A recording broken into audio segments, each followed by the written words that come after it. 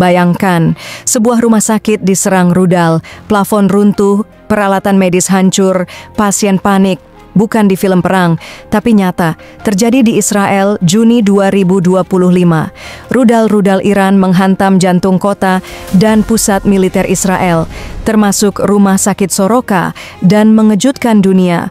Bukan hanya soal kehancuran, tapi karena rudal itu berhasil menembus sistem pertahanan canggih seperti Iron Dome dan David's Sling.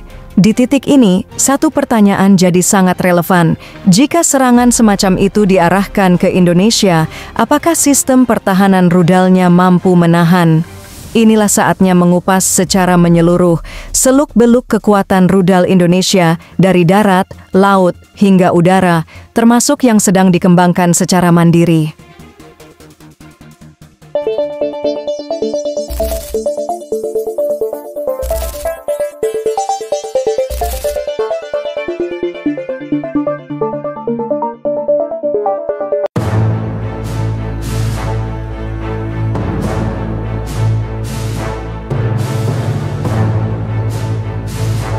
Serangan rudal Iran ke Israel adalah unjuk kekuatan militer modern.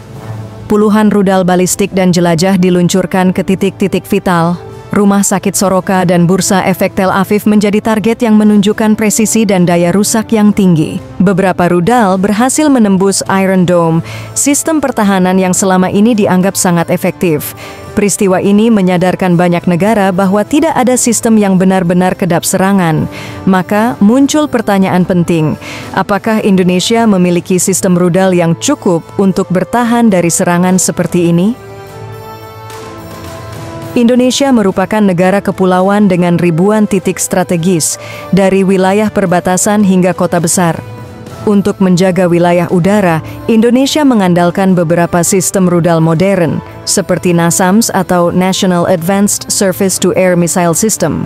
NASAMS adalah sistem pertahanan permukaan ke udara buatan Norwegia dan Amerika. Digunakan oleh banyak negara NATO dan bahkan Amerika Serikat untuk melindungi Gedung Putih. NASAMS dapat menghancurkan ancaman seperti jet tempur dan rudal jelajah sebelum mencapai target strategis. Sistem ini menjadi bagian dari modernisasi pertahanan Indonesia dalam melindungi pusat-pusat vital. Kemudian Starstreak dan Mistral. Untuk perlindungan jarak dekat, TNI AD menggunakan Starstreak dan Mistral. Starstreak dirancang untuk menghancurkan target dengan kecepatan tinggi dan presisi. Mistral dengan sistem pencari panas efektif dalam menembak jatuh helikopter atau pesawat yang terbang rendah. Sistem ini membentuk pertahanan berlapis namun skalanya masih terbatas jika dibandingkan dengan kebutuhan geografis Indonesia.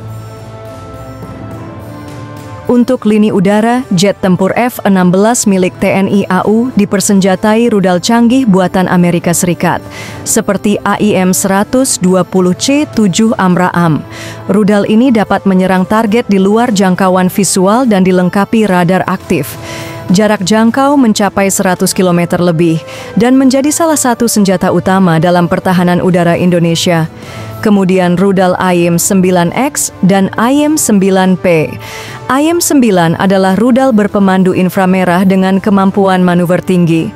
Digunakan dalam pertempuran udara jarak dekat dan memiliki tingkat akurasi yang sangat tinggi. Meskipun teknologinya mumpuni, jumlah rudal yang tersedia masih terbatas, distribusi serta integrasi antara sistem radar, pesawat, dan komando menjadi tantangan tersendiri dalam implementasi di seluruh wilayah Indonesia. Di sektor maritim, Indonesia memiliki beberapa rudal utama yang memperkuat kapal-kapal TNI AL, seperti Yakhont P-800. Rudal jelajah supersonik buatan Rusia memiliki kecepatan Mach 2,5 dan jangkauan hingga 300 km. Kemampuannya menghindari deteksi radar menjadikannya senjata yang sulit dicegat. Lalu rudal Exocet MM-40 Blok 3.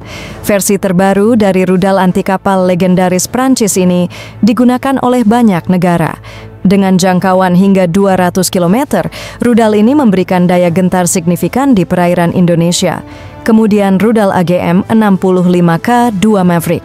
Rudal taktis ini digunakan untuk menyerang target darat dan permukaan dengan presisi tinggi, cocok untuk operasi militer terbatas dan penyerangan strategis dalam waktu singkat.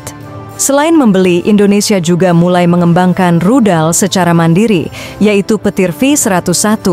Proyek kerja sama antara PT Sari Bahari dan Balitbang Kementerian Pertahanan ini menghasilkan rudal darat ke permukaan berkecepatan 260 km per jam. Meski belum tergolong canggih, ini adalah langkah awal menuju kemandirian teknologi pertahanan.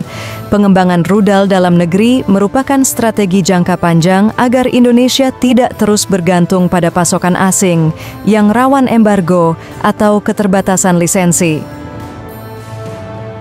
Iran mengembangkan rudal balistik selama lebih dari 3 dekade, termasuk melalui reverse engineering dan program luar angkasa tersembunyi. Indonesia memiliki potensi sumber daya manusia dan kebutuhan geopolitik yang kuat, namun belum memiliki roadmap pengembangan rudal strategis jangka panjang.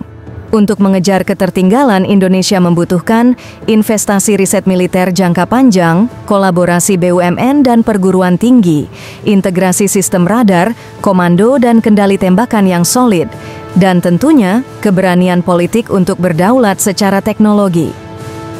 Rudal adalah simbol kedaulatan dan kekuatan nasional. Bukan hanya alat serang, tapi peringatan bagi siapapun yang berniat mengganggu wilayah Indonesia. Negara-negara yang memiliki sistem rudal modern biasanya lebih disegani secara militer dan diplomatik.